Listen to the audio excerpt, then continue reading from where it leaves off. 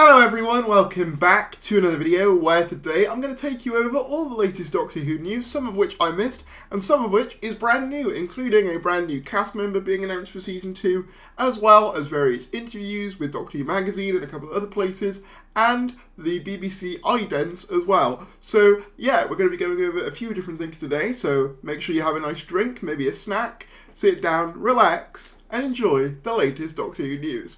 So first up, we had a new actor announcement for Season 2. Actor Freddie Fox joins the Whoniverse for Season 2. Hero or villain? Find out on the Doctor Who website. And then if we click on the website, actor Freddie Fox brings fury, venom and cunning to the Season 2 cast of Doctor Who. So it looks like he's playing a villain, judging by that synopsis and also the picture.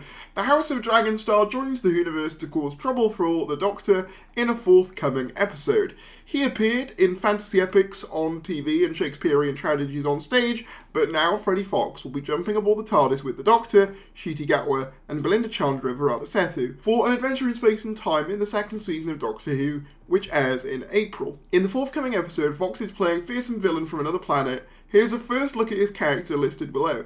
I'm going to talk a bit more about the image in a sec, but I'm going to read the article first. Freddie Fox said, "I had the most amazing time making this show, and feel honoured to have been asked to be part of Russell's crazy, bonkers, beautiful vision, added to which, sharing space with the iconic Doctor that is Ncuti Gatwa was beyond imagining. If audiences enjoy watching it half as much as I did making it, televisions are on course to explode right across the world." Russell T Davies showrunner said, "It's been 10 years since I worked with Freddie on Cucumber." Oh yeah, you worked with him on Cucumber. And this is a great way to celebrate the anniversary. He's the most spectacular actor. He comes to Doctor Who with fury, venom, cunning, and a beautiful set of horns. Dr. Beware. Since his on-screen debut in 2009, Freddie has appeared in many TV hits, including The Gentleman, The Crown, The Great, Slow Horses, and most recently as Sir Guillaume Hightower in House of the Dragon. Wow, he really has done a lot. I mean, I've seen The Crown and The Great. In 2015, Freddie appeared as Freddie Baxter in Russell T Davies' Channel 4 drama Cucumber and Banana. In addition to TV roles, Freddie has also made an impact on stage, earning a Laurence Olivier nomination for his role as Tristan Czar in the revival of Travesties at the Apollo Theatre. So there we go, that's our new casting announcement for Season 2. And yeah, I want to take a look at this image, because I have to be completely honest, given that we know he is playing a villain, I'm not 100% sold on the design of his character. I do think it potentially looks a little bit cheap. It could be possible that he transforms between things. I mean, look, I often say that this era looks fantastic, and I, for the most part, do think that. But I do kind of think, for a monster design, I like a little bit more for a villain design. But I'll wait to see it on screen before I make a full judgment. What I will say, though, I find really interesting, is that bloke in the background. What's he doing? I think he's there in the trailer as well. He's there when the Doctor is being put through that force field, which looks like the finale, judging by the costume. So this guy could be a key player in the series going forward, which would be interesting, or at least, the arc of this series. So that's interesting for sure. Next up, I wanted to show you guys the recent Doctor Who idents that have been airing across BBC programming, including this one, and they're all in similar formats. This first one, as you can see, depicts a London cab being flung through space. It's clearly damaged, and there's a bunch of debris and rubble from what appears to be London, I would assume. And then we get the Doctor Who intro. Very nice, very simple, very quick. And there's been a few different variations of these popping up across BBC One, including this one, which is same idea, but this time it's another landmark. It's the Statue of Liberty. Same basic thing. And then I think there's one more, which is the Eiffel Tower one. Again, same basic premise, but this time the Eiffel Tower. I want to give a shout out to Ollie, who I saw post these first. So shout-outs to him on Twitter. But yeah, these are very interesting because it kind of hints at what we were talking about in yesterday's video with the German trailer, which if you haven't seen, feel free to check out my coverage of that. But I reckon this series is going to revolve around reality becoming ever more unstable. That could explain why the Doctor's carrying that thing around, but also why there's that one scene of Mal where she's looking around that street and everything's kind of collapsing around her. I think that reality is slowly becoming more unstable as a result of something, I don't know what. Yeah, it's very interesting. Maybe it's the new guy, this Freddie guy, maybe he's responsible for it, who knows. Doctor Who announces promising update for missing episodes. all is not lost. So I saw a lot of people talk about this, and I wanted to cover it. Doctor Who has announced a promising update for its missing classic episodes. Dating back to 1963, the historic episodes of Doctor Who are currently available to stream on BBC iPlayer, with the exception of 97 missing episodes that aired during the show's first 6 years. The missing episodes are a result of the BBC erasing or reusing tapes in the 60s and 70s before archiving policies were in place. The erasure helped save storage space and costs, but it has left 26 stories incomplete. However, the stories were not completely lost, as audio recordings for every episode still exists, and many of the missing episodes have been released in a new animated format. The animations have been worked on one at a time, with the 1966 episode The Savages scheduled as the next release, but production on the project could soon speed up, according to executive producer Paul Hembury.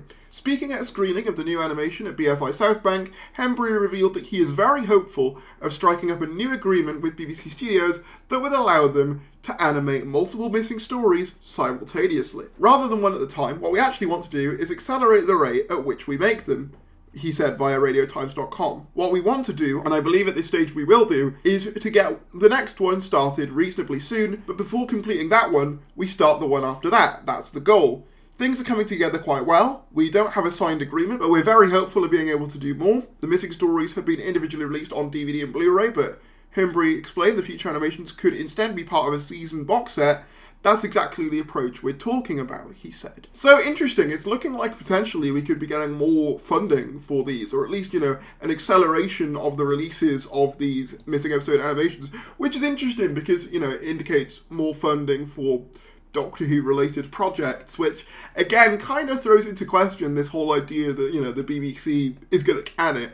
I think the fact that they're willing to invest more into things like this is arguable evidence of their relative confidence in the brand's ability to sell. I mean, these things always sell well, and the collection box sets, even more so, they always sell well. I haven't actually seen The Savages yet. I do sometimes go to the BFI. I went to the one for Abominable Snowman and Galaxy 4, and they were very good, so I'm sure this is very good as well. And yeah, it's amazing to think that if they do accelerate this, we could be only a couple of years off from having complete versions of most of the Hartnell and Troughton catalogue, which is very exciting. Doctor Who magazine came out a few days ago, towards the end of February. Obviously a lot of stuff happened after that, so I kind of got mixed up in all of that stuff to do with trailers and all that.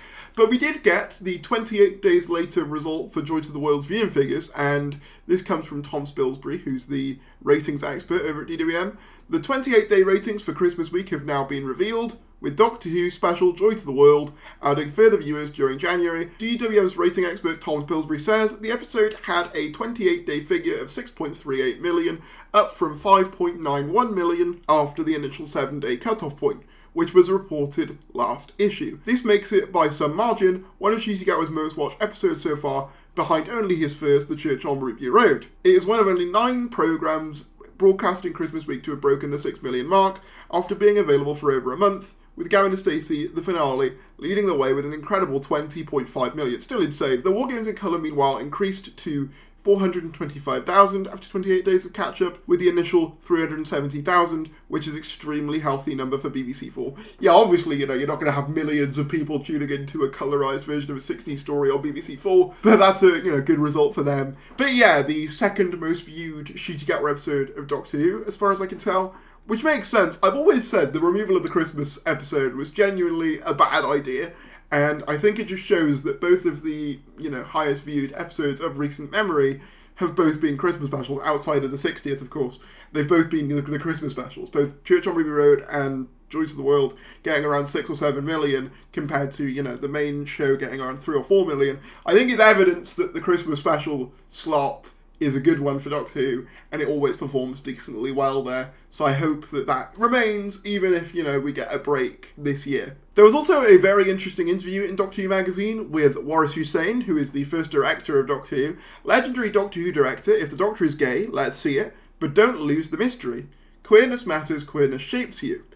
Iconic Doctor Who director Waris Hussein has expressed his desire to see the Doctor's queerness explored more within the series. Hussein is, of course, known for directing the first ever Doctor Who serial in 1963, An Unearthly Child, going on to direct much of the 4th serial, Marco Polo 2. In an interview with the latest Doctor Who magazine, which is out now, Hussein spoke about Ncuti Gatwa's Doctor and said, "I wonder if the burden of responsibility on him is greater because he is the first black actor to lead the show. Gatwa is also the first openly queer Doctor Who," and Hussein reflected on how the sci-fi series should depict the 15th Doctor's sexuality. "I'm curious about what Russell T Davies' thinking is," Hussein said. "Where's he taking the character? What's the mystery?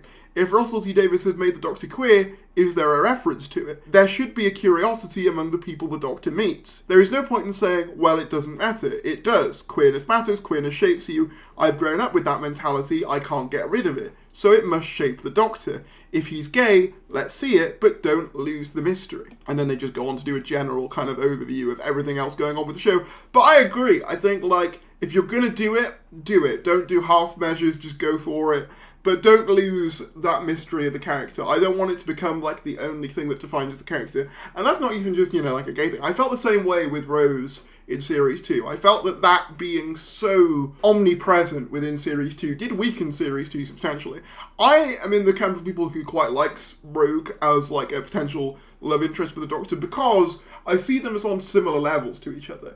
I think one of the issues with a lot of Doctor companion romances is there's an inherent power imbalance in their dynamic, which makes it, like, more difficult for me to believe. Whereas with characters like, say, Rogue, or indeed River Song, they make more sense to me because logically they are on similar levels to the Doctor. But it is very interesting seeing the first ever Doctor Who director come out and say this, and I guarantee you that a lot of people who will lionize the first directors and producers of Doctor Who will probably either ignore this or say that he is some kind of traitor, when the reality is Doctor Who has always had a left-leaning political bent to it, and this is just more evidence of that. Sacha Dhawan wants Michelle Gomez team up for Big Finish. So, in case you weren't aware, Sacha Dhawan's Master Big Finish has recently come out, and he said that he would like to team up with Michelle Gomez's Master. "I crossed paths with Michelle Gomez at a convention, and I was really nervous. I was so starstruck," he admitted. "I was just like a fan. I had to keep reminding myself I'm the Master too. Michelle has a certain energy, which I think would match mine really well. I think there'd be an interesting chemistry there." So yeah, a potential crossover between these two on Big Finish. Yeah, I'm all for it. I am of the opinion, I think, that having the Master return to evil after Missy does slightly undermine Missy, but if you want to do it on Big Finish, I say go for it. I mean, I love both of them, even though I did say that about Dhawan. I do love Dhawan's performance, and I do love his portrayal of the Master. I just kind of wish that he was before Missy, not after, which he very much isn't. Even in the recent Big Finishes, they have said, yeah, he is the latest one, which... yeah, I mean, it's fine, ultimately it doesn't matter too much, but I do wish he was kind of earlier on in the timeline, maybe between Sim and Gomez. I think that would almost make way more sense. Finally, I wanted to talk about this because a lot of people were kind of talking about this article. It was an interview with Jodie Whittaker because she is doing a new Netflix drama called Toxic Town. She says she relives worries that she'd effed up Doctor Who for other actors. So yeah, she's very open in this interview about worrying that essentially if she messed up the role of the Doctor, then that would mess it up for other female actors who wanted to take on the role. And yeah, it's a really interesting perspective, so I'm going to read it and then I'm going to give you my thoughts as well.